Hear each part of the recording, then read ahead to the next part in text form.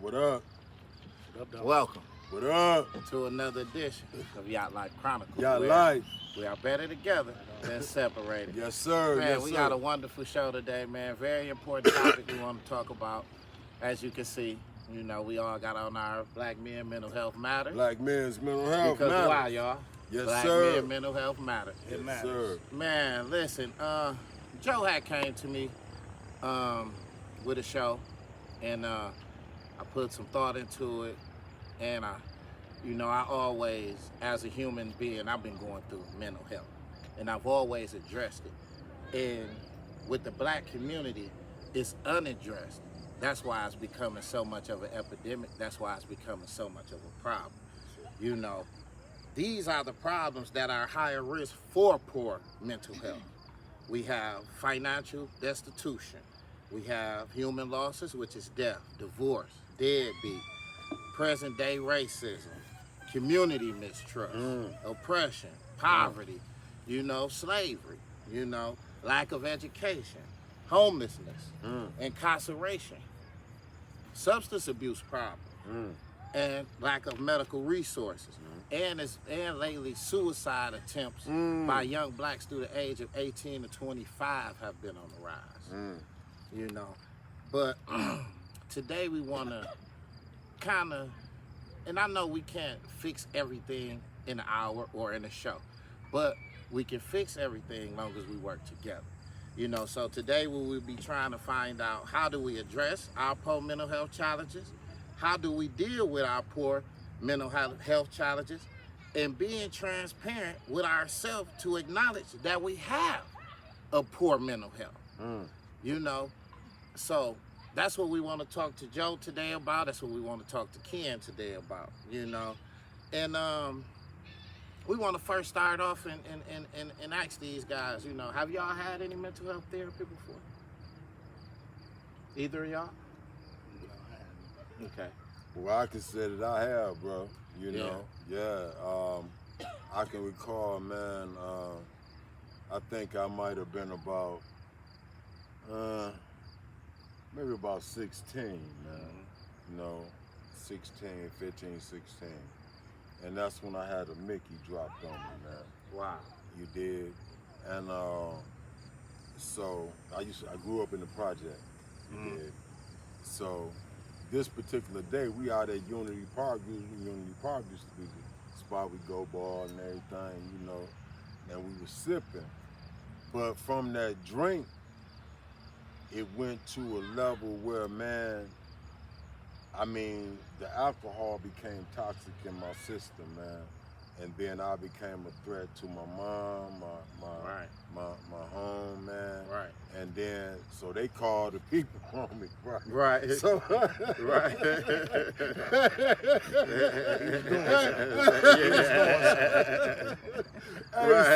Hey, my homeboy today, man, hey, Gene, he be like, man, because when we get together, we'll kick it, right? Right. He said, man, when you was hanging out the window with that guy, that sword, man. Hanging out the window. Hanging out the window. Yeah, but seriously though, man, that was an incident that led my first introduction into your first childhood trauma. Right. Well, that where I went to a mental health system. Right. Because they took my ass out there on Hospital Road. Right. Next to the juvenile home. Right. It ain't there no more. Yeah. And I remember, man, we was going down Washington, and they had to stop the ambulance and say, he done broke the straps. He done So, listen, and I'd have been to see the psychologist myself, Yeah. My mom had addressed it with me when I was young. You Right, know what I'm saying? I had a very high grade case. I had an M1 murder case. Right. And after I had beat the case, and things went and I got out of jail. As soon as I got out of jail, first thing she said was that I'm taking you to see a psychologist.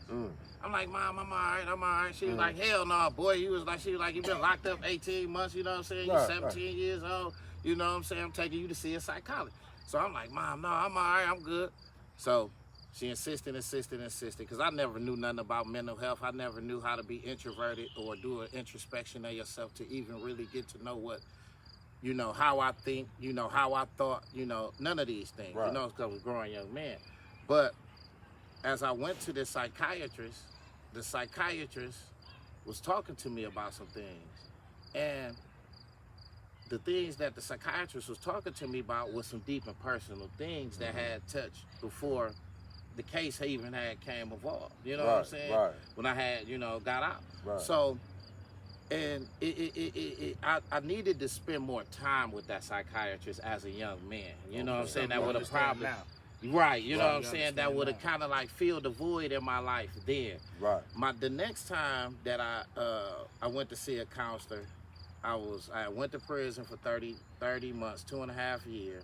I had got out for 30 days.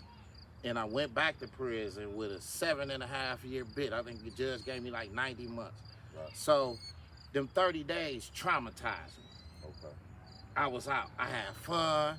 I lived my best life. Soon as I got locked up, I was traumatized. I couldn't believe it. I was shocked. Okay. My whole world was lost. Because everything I came home and gained, I lost it in 30 days. Man. Relationships, being there with my kids, my family, everything. Yeah. And when I got to prison, when I got out of Jackson, first thing I did was put a kite in to see the psych. I needed to see the psych because at that point in time, like I say, I had an experience with a psych early on in life. So now I'm 36, 37 now, you know what I'm saying? So I put a kite in to see the psych because I needed to figure out what was going on in my brain, that the reason I couldn't get it right. And I knew I couldn't figure it out by myself. So what I did, I put a kite in to see the psych.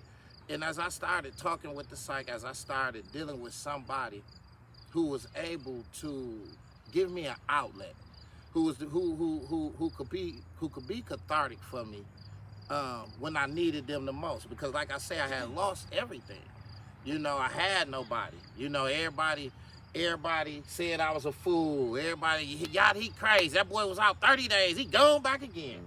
But all the time, y'all had a mental illness. You know what I'm saying? And I ain't afraid to sit here on my show and say it.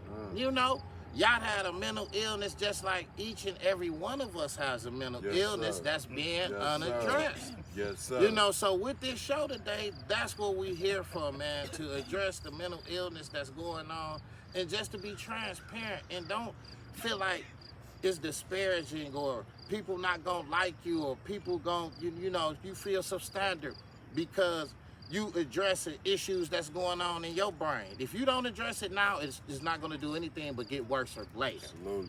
Till it boils over. It boils over.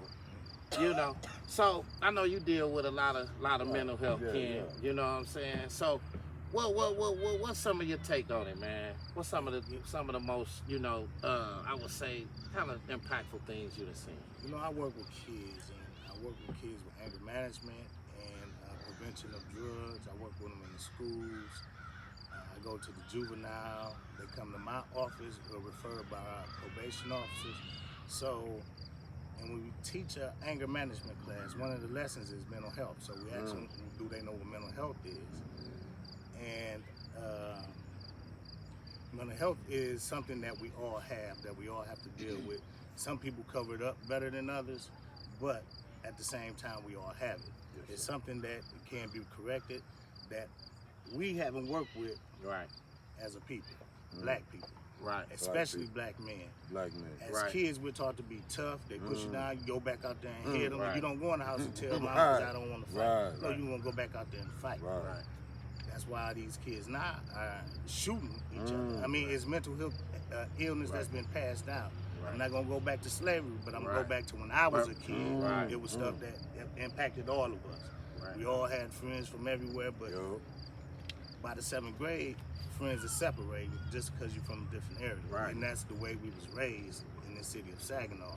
But mental illness go further than Saginaw, so it's ways that different people have to deal with it with different black young boys. So I work with young men, so I talk to them about situations that may have happened when they were younger and let them know that they got somebody to talk to, no judgment, and it's things that me as a parent, I can't treat my kids like my parents treated me. I can't let them ride their bikes to the north side at 7 years old and stay till 6 or 7 o'clock from 12 o'clock. No, I can't do that. Something might happen. There's predators out here. There's kids that's out here that's predators. Right. It's a lot of things that our community have to deal with. I done went a lot of different ways right now, but it's stuff that we got to address. Right. And until And it's that's one addressed, of the most major issues that we got to address. and we got to stop this while these kids is young. That's why I work Right. with young people. I mean, no, that kid ain't bad, but he's doing bad things. But if he continue to be bad things, he's gonna become his character's gonna be bad. But if we stop it now and work with these kids that we think are bad, we Then can we might start have a a change. chance. We can Right. start a change, and then he Right. can pass that on, and then pass it on to his friend. When I finish my lessons with the youth, I let them know, I hope you got something, not just for yourself, that you can take to a friend, a brother, or let your parents or guardian know that you got something from that. So Right. it takes something, change something. There you go. I mean, it's a lot of things. So man. with the so while you're working with a lot of kids, man, and I know that, you know, they put them on all these medications and these different drugs and, you know, to combat the mental illness. But don't the okay, so now the kid is addicted to this, and now don't that cause even more depression? Don't the depression get even greater? Of course. Of course. Absolutely. Absolutely. We can't treat every kid the same in every situation. You know, some good kids get caught up in bad things at the wrong time for something they had to do because they grew up in a community where this man keep beating me up, now he coming out and robbing me. I can't do nothing but shoot him. I told all I can tell. I done did all I can do. It's situation. I think stuff should be situational. I don't think everything should have its. Every kid don't need ADHD medicine. Right. There are some kids that do. Right. I mean, Just and right, okay. a lot of parents want their kids on that medicine so they can get a SSI check for that kid Right. every month. But you are handicapping that child. Right. It's situational. That's what I'm saying. And then, you and know then go ahead. No, I was about to say, man, that ADHD classification, you know, that is a, I want to say physiological or biological response to something that may simply need, look, sit your Some butt checking. down. Some Right. checking. Some Right, checking. yeah. You Some know what I mean? correction. Right. Right. Some It ain't correction. got nothing to Right. do with the biological misfiring or all of Some this. correction. Yeah, right. It just needs some Right. look here. It needs some big mama. Right, right, know yeah, what I mean? yeah. You One of feel them me? little I'm gonna say switches. just Yeah. correction. I ain't gonna say that. Right, right. You can Right. cuss on camera. But hey, but then they Correction. started but My then you grandma had used the to say, state "I ass step stuck with in them switches, and boy." say, well, look, we're going to arrest you. Now it's child abuse because I want to, you know, discipline my child, Right. you did, for something that they should not have done. Mm-hmm. So when oftentimes the system will come across and present solutions that in reality for our culture, man, is not the answer. Right. You did? So, okay. They present solutions. That's not the answer. Right. So, what do you think we need at the top? More people that's to hear our solution, because the solution is always at the bottom, like you was talking earlier. Right. We at the bottom, at the bottom, at Right, the bottom. all the way Nobody across wants the to board. come to the bottom. Nobody want to see the bottom. Nobody want to deal with the people at the bottom. Nobody want to be at the bottom. Right. You know, everybody want to come through here, send their representative through, and they get elected. So the issues are not really being fulfilled. No, you know what the issue is? It starts at the bottom. So the bottom got to come together as a community There it is. you and go. get one thing in common that There they it want is. and push it towards legislation. One love. I mean, first you got to stand. You got to make a stand for something, whatever it is. But you got to come together. You can't be fighting against each other and think that they're gonna come change some stuff for us. That's not gonna happen. That's real. We gotta be smarter than that. Yeah. We gotta come together as a community first. Real and talk. it starts with these small villages that we call neighborhoods, where we gotta teach our kids to where they can go over there and play in a safe room. But we as adults gotta bring that together. Man, we gotta be. Kids ain't gonna do it because you see what's happening. They don't care. They don't know who their cousins is. They don't say they're not at nobody's house. And I know times has changed and there's plenty of pedophiles out here, but ain't no but. Protect your kids. There it is. But there it is. still come together as a people and bring these kids together so we can quit having these senseless killings of somebody that they really don't know. These innocent girls is getting shot out here. What other place you know innocent girls is getting shot all the time? And this is pitiful, pathetic. We need to start raising these boys to be men. What examples are we giving them, man? Right. And first we need to address the mental illness within ourselves. Yeah. You know, like I said, you know, and even us as dads, you know, I hate the word deadbeat. Man, because honestly, you know, as men, we try to improve, we try to do better every day. That's our goal, that's our mission in life, you know, to be wise, to be strategic, to get results, to get things accomplished. You know. And here it is, you got deadbeat. And a lot of times person don't know the situation. Then they be tearing you down here, calling you a deadbeat, doing this, doing that. Okay, I'm trying to get myself in position to take care of my child. You know, but here it is, you steady beating me and knocking me down on my head, telling me I'm a deadbeat. You know, how am I supposed to take that? I mean, you know, with the other insecurities that's you don't know what the backstory with the other insecurities that's compounded on my head. Right. You know, so what I'm saying is that we'll build other people up, other cultures, other nationalities. We'll speak highly of them. But when it comes to our own, we tear our own down. That's a mental illness within itself. You know, you don't tear your own down, the one you've been knowing forever, dealing with forever, talk about them, tear them down instead of building them up, that's a mental illness. Man. Because what have I done to you? But see, hey, Willie Lynch said, look here, I'm about to give you a system, you dig, that if you implement it the right way, it'll last for the next 300-400 years. You know what I mean? And that is a system that pitted us against each other. Right. You know what I mean? So I mean, and right there, you know, it comes down to, for me, man, let me speak for me. For, you know, like me and you done had conversations, y'all. Right. You know, and man, and I tell you, over the course of my years, I did 23, man.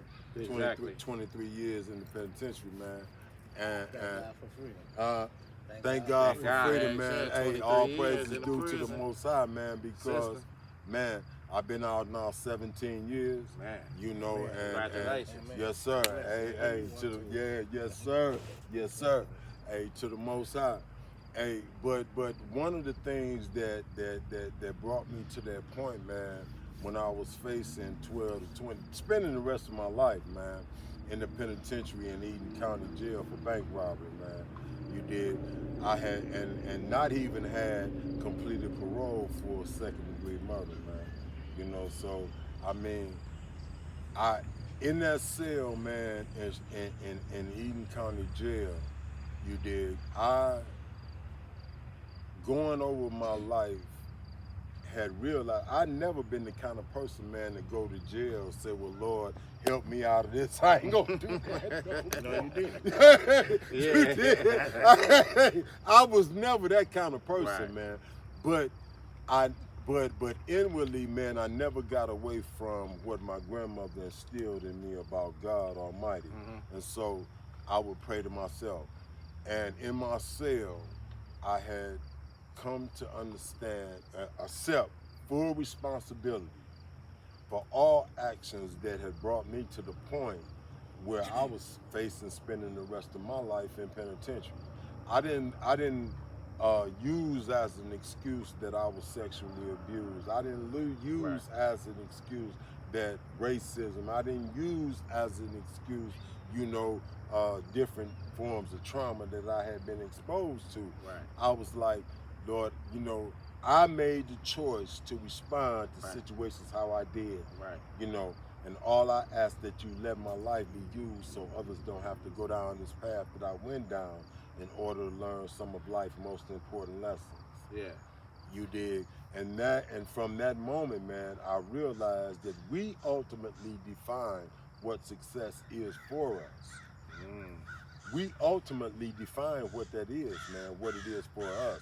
And when you talk about, you talked about earlier, bro, introspection. Man, introspection, the Prophet Noble Drew Ali said the business of man is self-reflection. The more you know yourself, you know your God. You know what I mean? So most of our time should be spent on learning about us. Now, I got off track. I'm going a little bit off track with that, man. But the most important thing is that mental health, my mental health got better the moment that I accepted full responsibility for my actions. And not placed it on, well, if Joe Blow wouldn't have done that, I wouldn't have hit him in his mouth. Right. No. You Joe Blow can, Joe Blow can do whatever he want to do. Right. Now, if I decide to cock and load and explode on him, that's me. Yeah. That's me. Yeah. Joe I'm responsible for that. Right. He was responsible. Right. You know what I mean? So, but cause and effect, we talk about that. You can't divorce yourself from the consequences. Man, come on now. The 30 seconds committing yourself to the wrong action get you 30 years. Man, or life, or longer. Yeah, so always be able to have a higher perspective. Always think forward. Elevate your perspective to think forward. Man, on that level, the sins of the fathers are passed down from generation to generation. How are we teaching our young people to respond to conflict? Right. You dig? What are they being exposed to on a daily basis? Right. You dig? We can go around and talk about how we want to address the violence, but am I willing to address my imperfection and what I'm teaching my child how to respond to situations when, it's about to go down? Right. Am I de-escalating or am I escalating? Right. You know what I mean? And then we, like the other day, it goes down to values, man. This is where mental health is important. Mental health affects all aspects of our lives.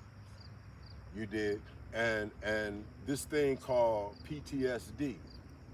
You know what I mean? That's a real reality, man. And it is. You don't have to be in some war or been involved in in the military or anything. Man, our young people experience PTSD every day. PTSD every day, meaning that you have witnessed or know someone who have been exposed to a real traumatic event that has affected them emotionally. So, how do you deal with cope in a situation when somebody died, when your homeboy just got shot, when your mama just got fired from a job and you done found a eviction notice? Right. When you come home and they got nothing to eat, how do you cope with that? We don't teach kids how to cope. That's part of mental illness. You gotta learn how to cope. Exactly. Cope with all aspects of life because we deal with it. But we're taught to push it to the back and keep going. Man. It's so long where my heart gonna turn cold because I never learned to cope. Exactly. So what I won't turn to what I'm seeing. Going on without addressing it. Yeah, and then I'm gonna start doing what I'm seeing. Exactly. That's where the innocent leaves from the kids. They don't know how to cope at an early age.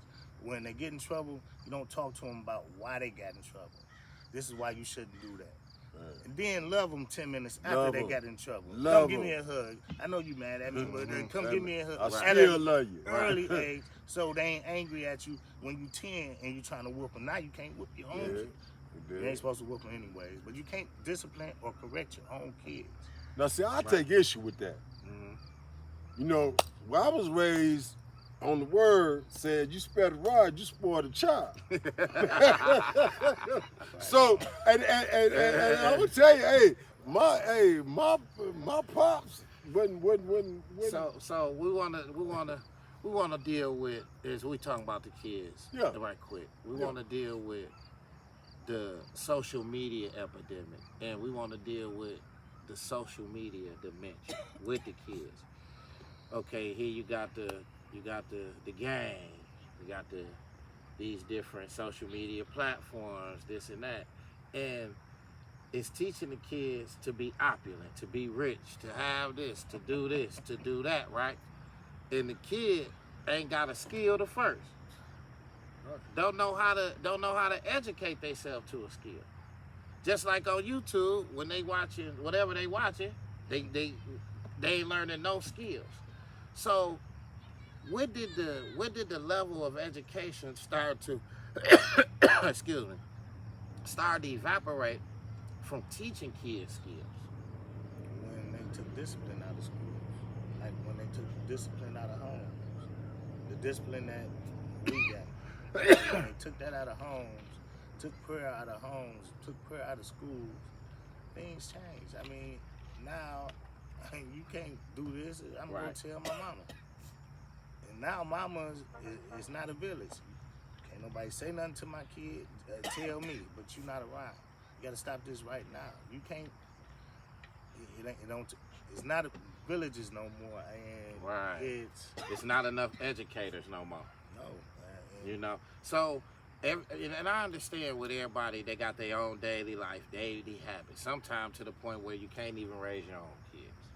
You know, they raising themselves, and then like these kids go to these schools, and we expect them to be kids when they really adults, because they've been taking care of themselves. They at home cooking for themselves. They at home gotta clean. They may even gotta watch their other sibling. You know, while their mama make a living, or you know the mom and dad make a living at work. I got a question, though. Go ahead. How do you define adult? That's a good question. Your responsibilities. That would be my answer. Is that being able to handle your responsibilities and all of your responsibilities. Yeah. So are these young people that we talking about handling their responsibility? Of course not. Oh, they're spoiled. So then they're not adults. Right. So, we was just talking about how before I had hit the record button, we was just talking about when two individuals growing up together, they know each other, and one stays in a 16-year-old mind frame. Here you have another one that keep evolving, and the one that stayed in that 16-year-old mind frame is intimidated by his friend that kept evolving.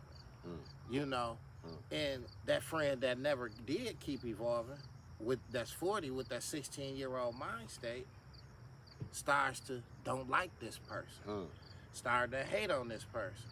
You know, be biased, be prejudiced to this person because this person kept evolving, while this other person stayed at a stage stayed the same at 16, but in a 40-year-old body. Right.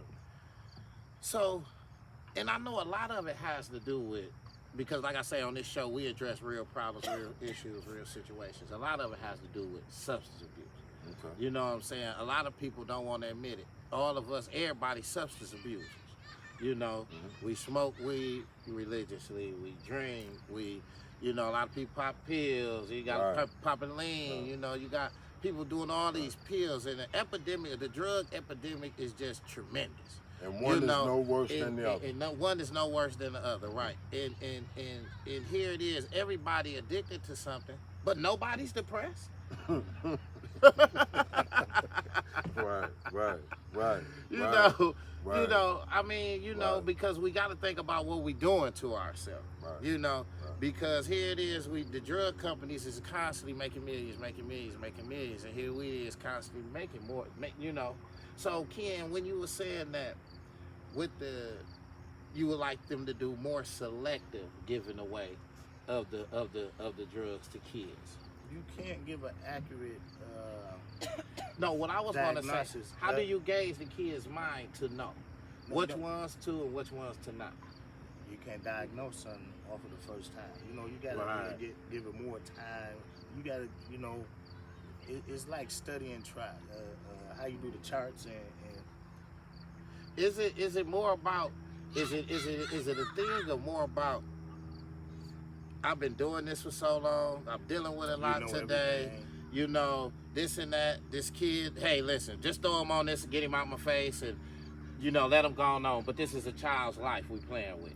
You come in here at 8 o'clock, you're gonna sit in there at 8:30. When I get you in there at 8:30, you back out by 8:40. How've I had enough time with you to get to know you, right? Or you may get a half an hour. And even if you in a deep conversation, you got to end that because it's not paid for. Somebody else coming here at 8:30. So you don't spend enough time with people. So and you don't get to know it just all because things change. Moments change. They're gonna tell you something different every time. So the more you spend time with them, then you can address something of that nature. Because, like you say, you're playing with somebody's lives. Mm-hmm. A mental illness, you can't. Someone that's bipolar can't be prescribed ADHD medicine. You know what I mean? Just because you said he was bipolar, or he had ADHD and he was bipolar. No, you cannot do that because that affects. And all medications that's not natural are not good for your body. So you're gonna have a side effect that you didn't have from the beginning, and your problem ain't addressed. So you got to spend more time with people. Man. And I ain't never known a medication that get rid of insecurities. You know what I'm saying? Right. You know, all us have insecurities. You know, we grow up. Like I say, you know, you know, it's just something happened the other day. You know, about the little girl.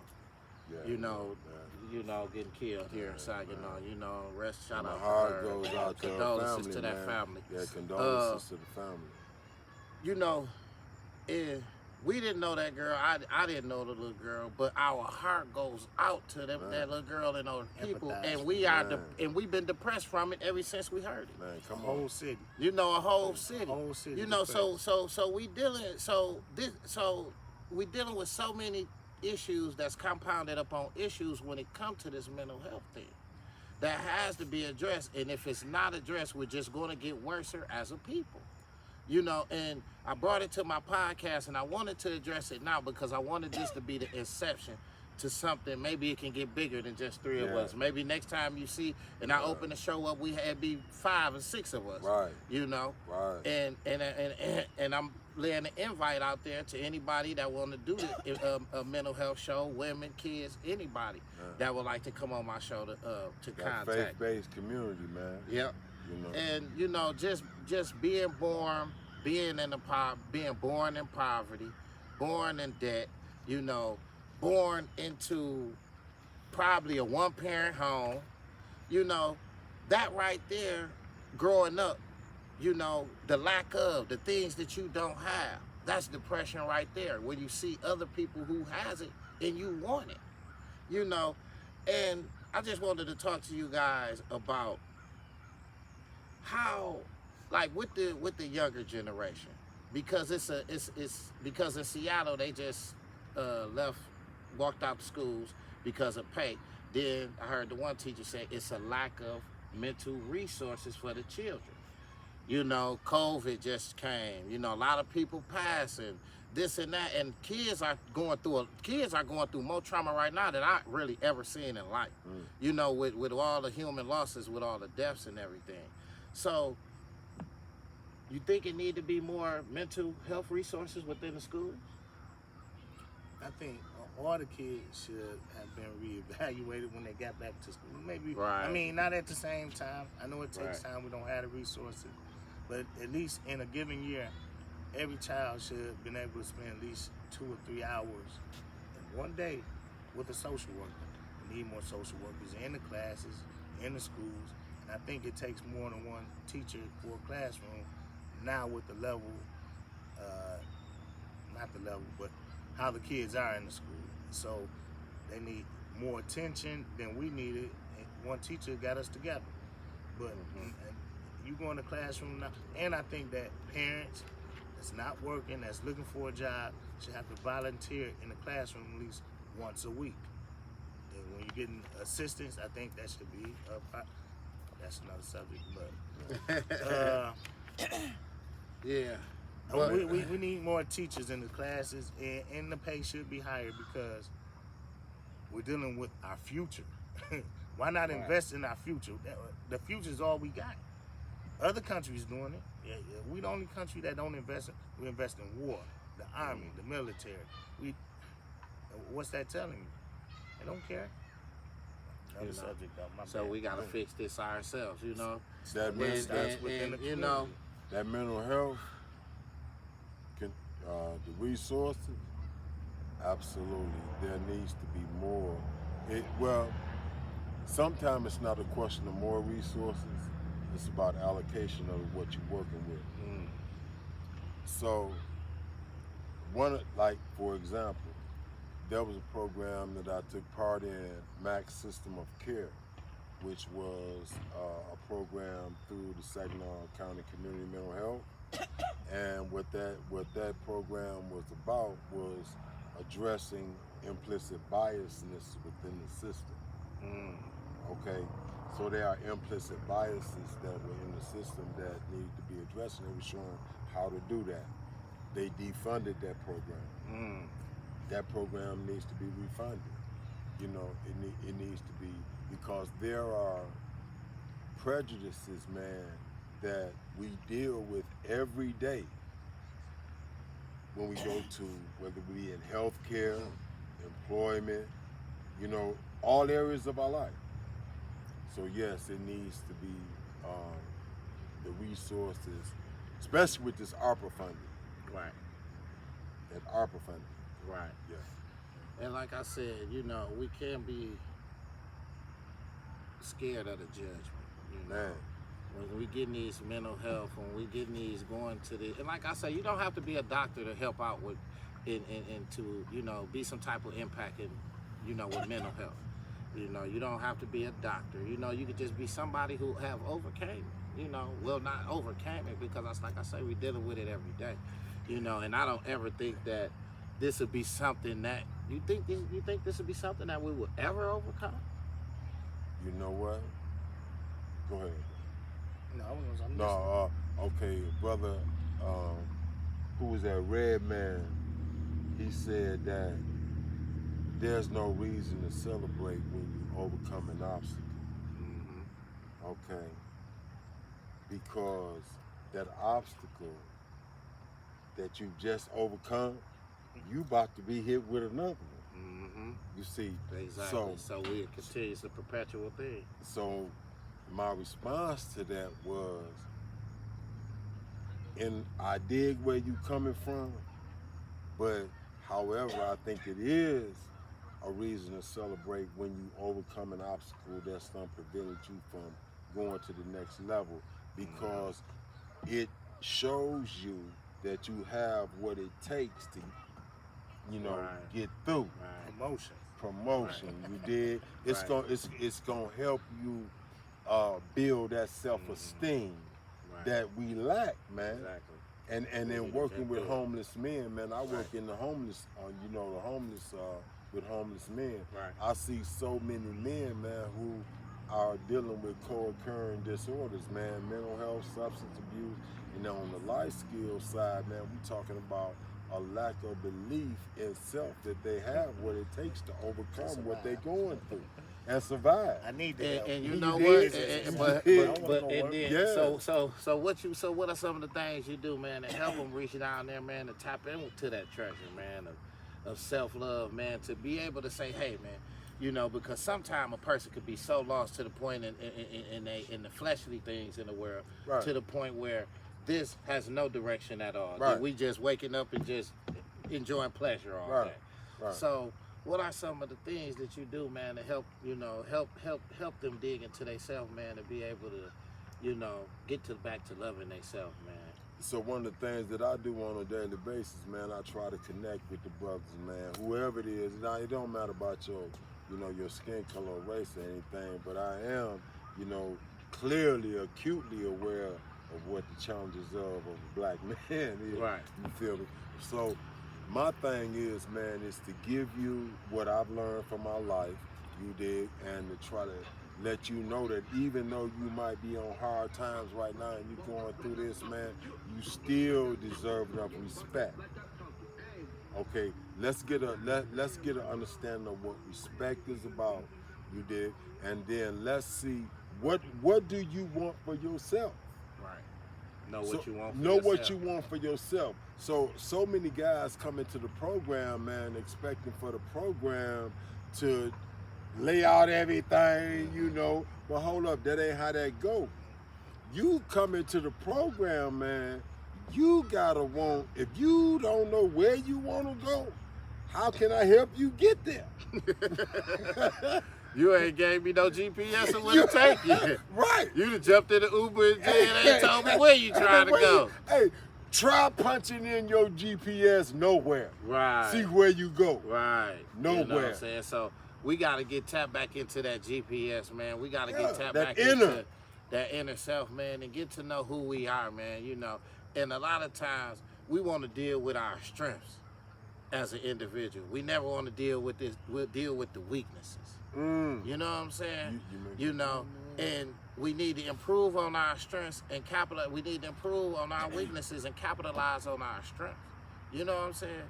So we coming to you today. We asking each and every one of y'all, you know, address your mental illness. Whatever your mental illness, try to improve it. Try to change things. Try to talk to somebody. What are some of the resources that we have out here in Saginaw? I know that you can call 211, Yeah. and you know you can call 211, and that'll give you everything right there. And as a whole, Yeah. you can even call us, you know what Right, I'm saying? right. And I mean, you know, we're gonna give y'all Yeah. we're gonna give y'all our information at the end of this show, but you can call each and every one of us and talk to us about your mental health. You know, like I say, we not no doctor, but we have been through it, you know, have dealt with it and have overcome it, you know, and as a people, instead of tearing each other down, let's build each other up as to where when I run into you, I ain't got to worry about you to say this to me. I ain't got to fall out with you because this and that or whatever. You trying to tear me down. You know, let's help build each other up, because at the end of the day, that's the only way we're going to be able to get somewhere. Man, we want to be there for them. I feel like we want to be there, man, for them young brothers, man, who feel like they ain't got nobody that they can talk to. Right. Somebody that really don't, you know, I remember, man, you know, we was talking about the trenches. You know, they ain't been down in the trenches. You know what I mean? You know what I mean? So, I mean, you want to be there. I think that most importantly, Saginaw, I think we need to be there for our young brothers, man, not in a judgmental way, but understanding that, you know, in a real sense, we dropped the ball. My generation dropped the ball. You know what I mean? So, and then in addition with what the system was implementing on us, talking about where the father couldn't be in the house in order for... But in the same sense, you know, we know what it was. You know, Man. they really dropped the ball in the 80s and Come with the on. crack epidemic, Come on. man, locking everybody Come up, on. say no to drugs, Come but they on. putting it out here like a wildfire. Come on. You know, so you know, so what they did, they knew what they was doing is they was breaking us as black families up, and they and it was implementing mental depression. Yeah. And we've been experiencing from ages 1800s. You know what I'm saying? Fighting for our freedom. You know what I'm saying? Yeah. Not having financial freedom. You know, just being in a destitute world. You know, being able to just lift each other up, man, and just bring each other to the light. Listen, man, I seen something you did. You know, I seen you been going through something. You okay? You know, you did something a little different. I ain't seen you do that before. You know, Noticing you know, something. yeah, I'm noticing that something. maybe they wanted you to notice. Yeah, you know, and I mean, you know, you look at people and you can watch them and they be going through things mentally, and you know, you never you say, oh, they crazy, or dang, why he was doing that, or you talk about them, but you'll never say, hey, you okay? My man, You gonna need a think I'm hug? soft because I come to him like, you know. No, it ain't about you being soft or nothing. judgmental. Right, or judgmental. You know, a lot man. of people got to be worried about judgmental. That's why I say stigma and judgment prevent Black and African American people from seeking treatment for their mental illness. Yes, sir. Research indicates that Black and African Americans believe that mild depression or anxiety will be considered crazy in their social circles. And we got to stop doing that. You know what I'm saying? You know? That's the biggest right there barrier to us seeking out help. Because when you look at the research, the mental health issues that we encounter in the Black community versus the white community, they pretty much the same. But you got more white people that'll go and seek help where we won't. Right. We won't. Instead of going and seeking help, you know, through the mental health system, we choose to medicate on the other side. Right. You know, we might become addicted to this, that, and the other. Substance abuse. You know, So right. You know, and we need to talk to each other. Hopefully, we can get more mental health resources in the schools for the kids and dealing with their trauma. You know, because it's been a lot of deaths, you know what I'm saying? Kids been going through, and sometimes as an adult, you can be going through something so much where you can just be dismissive to what the kids going through. When they hurt as well, you know, but they express their feelings in different ways. You know, so we have to really put a microscope on this situation. We will be talking more about this situation. Because it's something that need to be addressed, you know what I'm saying? It's transparent in everybody. Man. You know, I don't care, you know, it's still from ages. No matter if you're at the top or at the bottom. Or at the bottom, you know. But we can break them generational curses. Yes, sir. There you go. Starting with this youth right now. Starting right now. Start when they're young. Starting right now. That's what I want. There you go. You all right.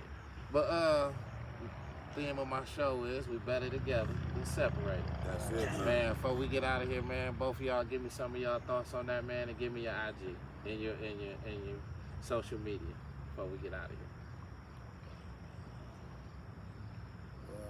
I'm Kenny Mack, KennyMack10 on Instagram. I appreciate that we bringing forth. I know other people talked about it, but we brought this to the light right now, and we need to continue to bring it to the light.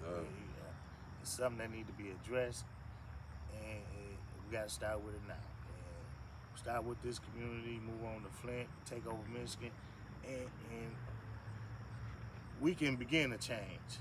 And it's got to happen with the youth here in Saginaw, or your little block that you live on, or you and your neighbor. You've got to start with something with these kids. Got to talk to them. You know what I'm saying? Got to let them know, man. You know, if you need somebody to talk to, man, you know, maybe you going to a basketball game. Take little dog with you too. You know, you might be going wherever, you know, going somewhere playful. Take them with you. Any type of game, any type of knowledge that you can give these kids as to where you can deter them from the direction that they're going in. Because the direction that they're going in is because of why? Mental illness. You know, right now what we trying to address. You know, they don't know it because they haven't addressed it. You know, and a lot of adults don't know it because they haven't addressed it. So today, you know what I'm saying, we're going to put a light on this thing, and we just going to try to shed as much light as we can on it and continue to move with this black man's mental health matters. Go ahead. Hey, first off, bro, I want to commend you, bro. Thank you. On your platform, man. And you know, as I always tell you, bro, you know, you have a platform, man, that is highly important right now because you provide a platform for the voices of the people that's most impacted by disparity, racism, and all of that to be heard. You know what I mean? And so I commend you on that, brother. But moving forward, man, I think that we need to let our young people see examples of brothers and sisters who have been in the trenches, who done come through that wave, man, come down that path, but now it ain't no longer that. You know, it is, there is another way of life. So I think our goal, man, is to let them see that, look, man, we don't want them to experience what we had to go through. Right. You know what I mean? And the brothers say, we can't stop the generational curses. Yeah, stop it at the kids. We can do it right now. And I'm putting a shout out to everybody in my circle, man. You know how we talk about building community. You know the SOTA, the NOTA. You know, man, let's do it.